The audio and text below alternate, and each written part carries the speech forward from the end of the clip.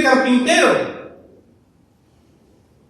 Quizás los enemigos de Jesús en ese momento sentían gran alegría porque por fin este rebelde sería derrotado.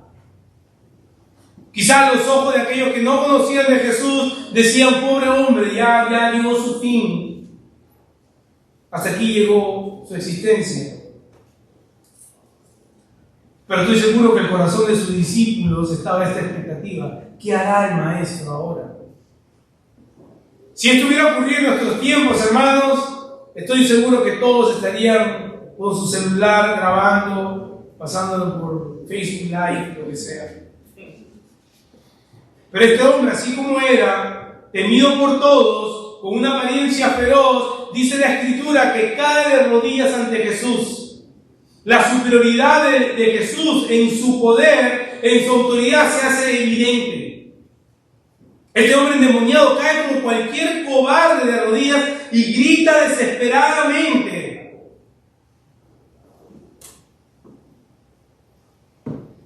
¿qué tienes conmigo, Jesús, Hijo del Dios Altísimo? Y estoy seguro que no lo dijo en el volumen que yo lo estoy diciendo. Te conjuro por Dios que no me atormentes. Porque él le decía que salga de ese hombre. A primera vista, podríamos pensar que este pobre demonio está pidiendo clemencia. Podríamos pensar, bueno, hay una forma de arrepentimiento que este demonio está mostrando. ¿No? Pide misericordia. Pero la verdad que lo que este demonio está tratando de hacer es ejercer autoridad sobre Jesús. La creencia en esa época era que para poder expulsar a un espíritu inmundo se necesitaba nombrar a un espíritu mayor en jerarquía. Y este demonio nombra a Dios pretendiendo que este nombre tenía una mayor jerarquía que Jesús. Y así querer ejercer autoridad sobre Jesús. Por eso la palabra te conjuro en algunas Biblias se ha traducido como te imploro, y creo yo que es una traducción pobre. Te conjuro en nombre de Dios. Esa era la frase. Pero Jesús muestra su superioridad preguntándole a él su nombre. Jesús le estaba ordenando a este demonio que salga, pero le pregunta su nombre para que quede constatado delante de todos los testigos esta superioridad abismal que Jesús tiene sobre cualquier espíritu. ¿Cómo te llamas?, le pregunta. Y respondiendo dijo: me llamo Legión, porque somos muchos. Y le rogaba mucho que no les enviara fuera de esta región. Para sorpresa de muchos, me imagino, este no era un demonio que había poseído a este hombre, eran miles. Miles de demonios obraban en la vida de esta persona. Eso nos habla, hermanos, cómo trabaja el poder de las tinieblas. Un poder que no podemos ignorar. Ahora, no podemos caer en el otro extremo de pensar que es un enemigo más fuerte que nuestro Salvador. Pero quizás el otro extremo al que no debemos caer es ignorar el poder real que Él tiene. Tiene un poder y una libertad que Dios le ha concedido. Él no puede operar autónomamente. Satanás y sus secuaces no operan por iniciativa propia. Dios le ha dado un límite. Y como ya alguien lo ha repetido muchas veces, citando a Martín Lutero, dijo: hasta el diablo es el diablo de Dios. Y es un perro que Dios tiene encadenado con una cadena que llega hasta cierto límite. Pero no podemos ignorar su poder. Pero una vez más, las Escrituras nos van a mostrar cómo Jesús es nuestro campeón y que no hay poder de Satanás que pueda con Cristo Jesús. Este encuentro es una sola imagen, una pequeña imagen, hermanos, de cómo Jesús va a derrotar a sus enemigos el día de su retorno. Cómo Jesús, con todo el poder y con toda la autoridad, derrotará una vez por todas a Satanás y a sus demonios y a todos a ellos que no han confesado a Jesús como Salvador. Este espíritu inmundo, esta legión, eran de aproximadamente 6.000, en eso constituía una legión romana. 6.000 demonios dentro de una sola persona. Y aún así no le queda de otra que rogar. El que atormentaba ahora es atormentado por la simple presencia de Jesús. No nos envíes al abismo, dice Lucas 8:31, narrando el mismo pasaje. No lo destruyas por completo, porque ellos conocían de su poder. Y dice que estaba allí cerca del monte un gran hato de cerdos. Y le rogaron los demonios: envíanos a los cerdos para que entremos en ellos. Y dice que Jesús les dio permiso.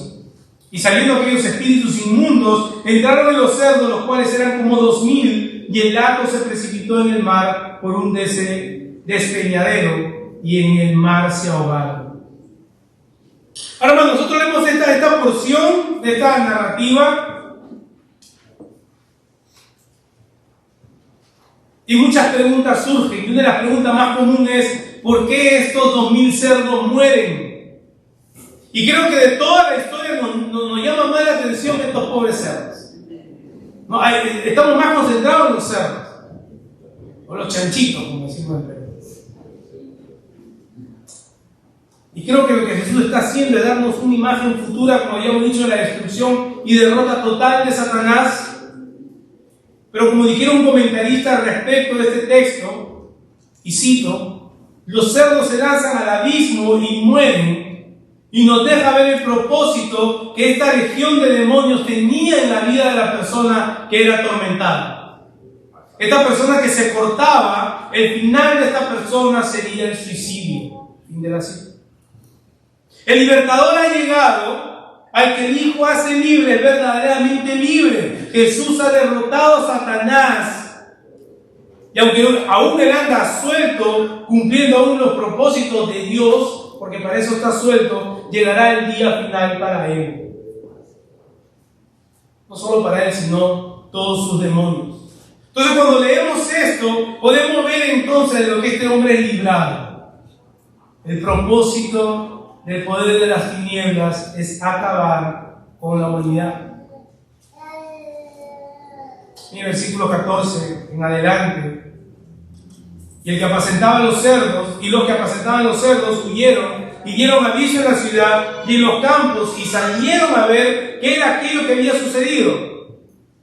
Vienen a Jesús y ven que era el que había sido atormentado del demonio y que había tenido la legión, estaba sentado, vestido, en su juicio cabal, y tuvieron miedo, y les contaron lo que habían visto, cómo le había acontecido al que había tenido el demonio, y lo de los cerdos, y comenzaron a rogarle que se fuera de sus contornos. Y creo que el punto de Marcos aquí se hace claro. Nos muestra el poder superior de Jesús sobre todo, pero cómo aún hay corazones endurecidos. Estos corazones endurecidos, ¿cómo reaccionan ante el poder y la persona de Jesús? Estas personas serán testigos del poder transformador que aquel que en algún momento había estado endemoniado, completamente perdido, fuera de sus sentidos, viviendo bajo el poder de las tinieblas, ahora está bajo su cabal juicio. Ahora es una persona regenerada, una persona que ha sido transformada por el poder de Dios mismo. Vemos que este cambio es evidente.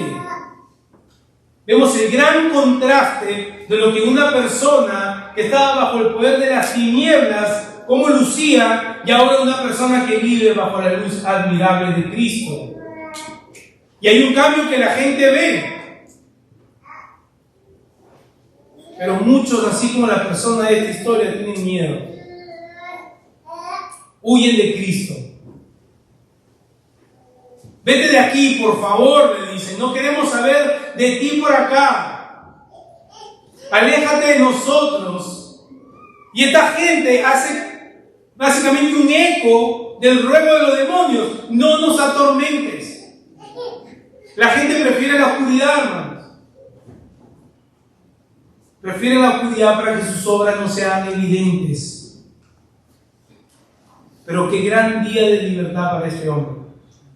Qué gran día de libertad, que estando perdido, en donde toda su apariencia apariencia externa reflejaba realmente la condición interna de su corazón, ahora está en su sentido, sentado y vestido. Todo lo opuesto a como lo vemos al comienzo del pasaje. Después de la desnudez y la vergüenza del pecado, hermanos, Cristo viene y nos viste no con cualquier ropa, sino con la ropa de su justicia misma. Qué gran imagen de redención, hermano.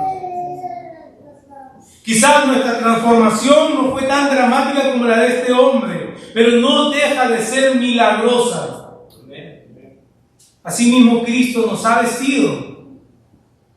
Asimismo, Cristo ha producido un cambio radical en nosotros, un cambio radical en nuestros afectos, aquellos que tanto amamos, aquello que era de tanto placer y de tanta necesidad para nosotros, lo hemos comenzado a odiar, porque era todo aquello exactamente que nos alejaba del Señor.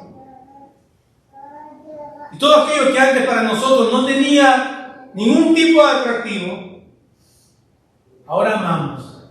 Ahora Cristo es hermoso. Ahora anhelamos su palabra. Ahora amamos a su pueblo. Hay un cambio radical, hermanos, en todos aquellos que han sido transformados por el poder de Cristo.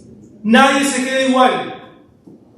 O reacciona como esta gente, quieres correr, quieres huir, le dices, hasta ahí no más, yo no quiero más. O realmente tu vida muestra un cambio radical. Esta persona no solamente ha sido libertada, sino que ahora ha sido comisionada. Vete a tu casa, le dice, a los tuyos, y cuéntales cuán grandes cosas el Señor ha hecho contigo. Pero dice antes de eso que al entrar en la barca, él le rogaba estar con él. Él dice, no, anda a tu casa. Sé testigo de lo que el Señor ha hecho en tu vida y de la misericordia que el Señor ha tenido para contigo. El deseo en el corazón de esta persona que ha sido liberada es estar con Jesús. Le ruega quedarse con Él. Ahora vemos que Jesús le niega esta petición porque Jesús tenía una misión para él. Jesús iría de ese pueblo, se iría de Decápolis, pero no sin antes dejar a alguien que dé testimonio de su poder liberador. Ve a tu casa. Cuéntales a todos los que te conocen lo que yo he hecho por ti, la misericordia que he mostrado para contigo. ¿No es acaso eso, hermano, lo que estamos mandados a hacer? ¿No es nuestra comisión, amados, ser testigos de Jesús ante nuestra familia, nuestros amigos, en nuestro centro de trabajo? Como el poder regenerador de Jesús nos ha libertado de la opresión, de la oscuridad y nos ha traído a Él. ¿No es esto lo que debemos de hacer? Desgraciadamente, hermanos, muchas veces no sabemos cómo dar un testimonio. Y a veces reducimos la obra regeneradora de Cristo a un asunto simplemente de conducta. Yo antes tomaba, ahora no tomo. Yo antes mentía, ahora no miento. Y amén por todas esas cosas, hermano, de verdad, si nuestro comportamiento ha cambiado. Pero hemos podido dejar de hacer estas cosas sin necesidad de ser cristianos, hermano. Conozco mormones con una alta moral. Conozco ateos con una moral más alta muchas veces que muchos cristianos. No se necesita ser cristiano, hermanos, para dejar de fumar, o de mentir, o de bailar, o de tomar. El testimonio de un cristiano no es simplemente mostrar esto es lo que yo antes hacía y esto ahora no lo hago. Es decirle a las personas, yo antes vivía en las tinieblas, yo antes amaba mi pecado, Cristo me liberó de las tinieblas, ha transformado mi corazón y ahora no me imagino mi vida sin este deseo constante de querer seguirle, sin este deseo constante de gozar de la presencia diaria de Cristo en mi vida. No imagino mi vida no siendo discípulo de aquel que me ha liberado. Y antes yo odiaba a Cristo, mas ahora lo amo, pero no por mí, sino porque Cristo ha venido a morar en mi vida. Ese es el testimonio cristiano, hermanos. No simplemente un asunto de conducta. Eso cualquiera lo logra. Vas a Alcohólicos Anónimos, hay muchos que han dejado de tomar por años. ¿Con qué motivación? La de uno mismo. El cristiano, su motivación está en Cristo, la adoración de su nombre, para que el nombre de Él sea exaltado. Él ha transformado nuestro corazón. Así que no nos imaginamos nuestra vida fuera de Él. Cualquier religión puede ofrecer cambios externos, hermanos. Y como cristianos debemos estar conscientes de esto. El testimonio del cristiano es poderoso porque hemos sido transformados de adentro hacia afuera.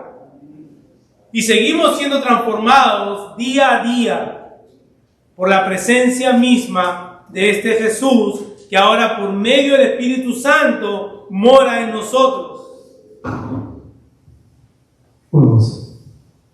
Ese Espíritu aún opera.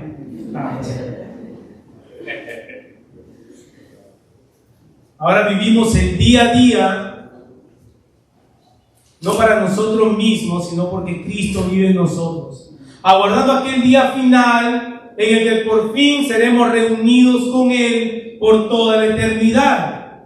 Y dice que esta persona se fue y comenzó a publicar en Decápolis cuán grandes cosas había hecho Jesús con él, y todos se maravillaban.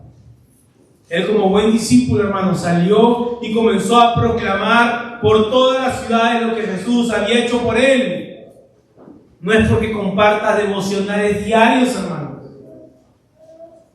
No es porque tu parachoque dice Cristo es mi copiloto, lo cual ya está mal, ¿no? Cristo debe ser el piloto, no el copiloto. Todos se quedaban asombrados. Y este mismo asombro debe haber en las personas que nos rodean al ver lo que Cristo ha hecho en nuestra vida. Muchas veces perdemos, hermanos, nuestro sentido de agradecimiento hacia Dios. Muchas veces nos falta motivación para adorar su nombre, pero una vez más, hermano, la Escritura trae a nuestra memoria, a nuestro corazón, el poder libertador de Cristo que me salvó, que me trajo a la vida. Hermanos, debiera ser nuestra motivación suficiente para adorarle sin importar lo circunstancial. No solamente adorarle en nuestra vida diaria, pero venir a adorarle con su pueblo, hermanos. Porque cada uno de nosotros debiéramos ser un testimonio de cómo el Señor nos ha libertado, de diferentes contextos. Pero tenemos algo en común si estás en Cristo. El mismo milagro ha operado en nuestra vida. Amén. Muchas veces nos dejamos maravillar, hermanos, por testimonios. Oh, yo antes, qué sé yo, era terrorista o lo que sea, y Cristo me salvó, y amén. Y pensamos que nuestro testimonio es muy pequeño. No, hermanos, es el mismo testimonio. Es el mismo milagro, porque Cristo ha regenerado nuestro corazón. Él es el que ha vencido a nuestro enemigo más grande. Y no necesitó piedras como David, ¿verdad? Quizás esta escena hace un eco también de lo que vemos David enfrentando a Goliat. Todo el mundo con temor. Hasta el rey Saúl, que debía enfrentar con temor, igual en este momento, hasta los dirigentes o líderes religiosos con temor.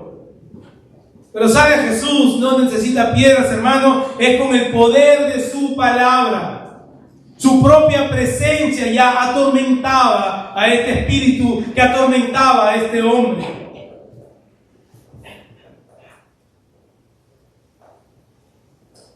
Recordamos la escena cuando el rey Saúl era atormentado por un espíritu inmundo y mandaba llamar a David para que con el arpa tocase alguna melodía y lo tranquilizara. Pero vemos cuál fue el final de Saúl. Y podemos buscar, hermanos, 1000 maneras externas para poder cambiar nuestra conducta. Pero todas estas serán inútiles porque es un asunto de corazón. Es ahí donde el Dios Trino puede operar. No es solo un asunto externo. Y Cristo ha venido para darnos libertad. Y al que el Hijo hace libre, verdaderamente libre. No quiere decir de que ahora hay ausencia de pecado en nosotros. Día a día luchamos. Ustedes conocen su lucha. Yo conozco mi lucha. Pero llegará el día, hermanos, que por fin no habrá más presencia de pecado en nosotros. Llegará ese día que por fin, hermanos, podremos estar con nuestra vestidura blanca, dice Apocalipsis, adorando al Cordero y diciendo: la salvación es del Cordero, en donde el aquí y el ahora pasará con todas sus tribulaciones, con todas sus aflicciones.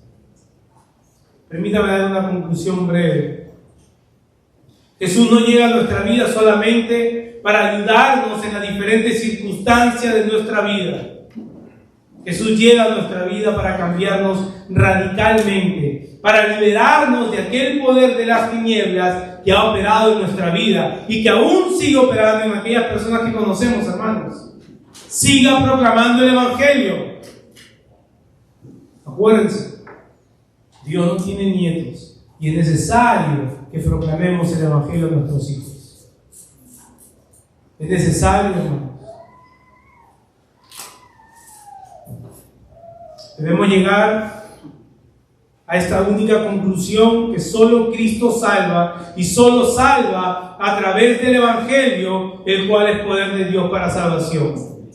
La única respuesta obvia es igual al de este hombre que fue libertado: tener el deseo constante en nuestro corazón de seguir estando en la presencia de Jesús. Este cambio radical, que es obvio, es evidente. Pero esta historia, también como hemos visto, nos muestra otra reacción. Y me pregunto si esa es tu reacción el día de hoy. Me pregunto si la reacción que tienes ahorita o la sensación que recorre tu cuerpo en este momento es de ese temor como de los pobladores en este lugar. Ese temor de que Jesús traería un cambio en sus vidas, que los sacaría de su zona de confort, que los sacaría de mirar aquello que ellos tanto atesoraban en sus corazones, el temor de abandonar la vida como la conoces. Si Jesús estuviera parado aquí mismo delante de nosotros y te dijera: ven, le diría: Señor, por favor, aléjate de mí, no estoy preparado. O correrías a Él reconociendo tu pecado, reconociendo que has vivido para tu propia gloria, y dirías como el publicano que no podía ni siquiera levantar los ojos: Señor, no sé propicio para mí, no soy digno. Y espero que ese sea el deseo de tu corazón el día de hoy. Oremos. Amado Padre, qué fácil es olvidarnos con el poder o del poder que tú has obrado en nuestra vida. Qué fácil, Señor, es seguir con nuestras vidas olvidándonos de aquel poder que nos salva diariamente de nosotros mismos. Leemos, Señor, esta porción de tu palabra y fácilmente podemos desconectarnos de ella, porque aún pensamos que nuestra condición pasada no estaba así de fea, no estaba así de terrible. Cuán equivocados estamos, Señor. Porque quizás la manifestación del poder de las tinieblas en esta persona se vio de esta manera tan explícita. Pero la manifestación del poder de las tinieblas en nuestra vida se vio manifiesta de otra manera. Gracias por aquella libertad, Señor, que tú has traído a nuestra vida. Gracias, Señor, que cuando estamos en tinieblas, tú dijiste: hágase la luz. Y la luz del Evangelio resplandeció en nuestro corazón, Señor, quitando la venda de nuestros ojos, habiéndonos concedido el arrepentimiento y la fe que nos era necesaria, Señor. Y corrimos a ti y vimos la cruz, Señor, y en la cruz vimos tu amor y tu justicia.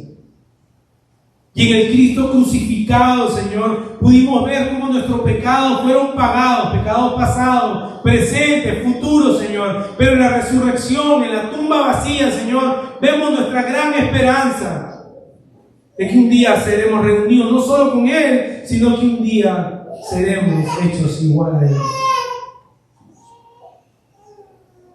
Pero, Señor, aquí el día de hoy también hay quienes viven aún bajo el poder de estas tinieblas. Y nuestro ruego, Señor, es que tú los libertes. Nuestro ruego, Señor, es que la exposición del Evangelio quite la venda de sus ojos, Señor. Vean su condición y corran a ti. Y que sea evidente, Señor, este deseo constante de querer seguir creciendo ante tus pies, Señor, como discípulos tuyos. Gracias, Señor, por tu palabra. En Cristo hemos orado. Amén.